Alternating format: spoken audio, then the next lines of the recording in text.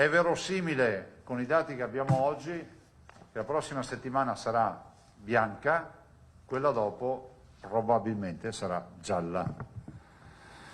Quindi quella dopo è la settimana quella di Natale. Quindi Natale in giallo.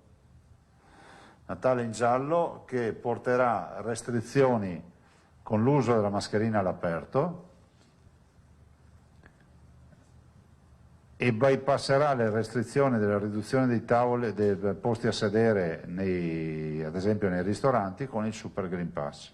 Natale in giallo per il Veneto, che si troverà a dover fronteggiare entro qualche giorno il passaggio in una fascia emergenziale più elevata, con tutte le conseguenze del caso.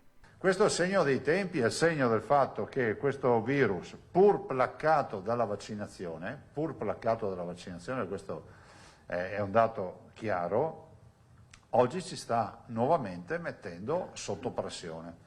C'è solo un indicatore che salva per il momento il Veneto dal passaggio immediato in zona gialla.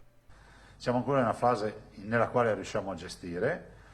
Abbiamo degli indicatori che ci dicono che questa settimana dovremmo ancora essere in zona bianca, diciamo la prossima settimana si ipotizza che sia ancora da zona bianca, perché oggi l'unico indicatore che ormai fa limite, che è quello dell'occupazione in zona non critica, occupazione di posti letto in zona non critica, stamattina all'11%, bisogna essere al 15% per passare in zona gialla. Verranno inoltre riattivati alcuni Covid hospital per gestire al meglio una situazione che potrebbe farsi complicata nell'immediato futuro, data la pressione dell'emergenza sulla sanità veneta.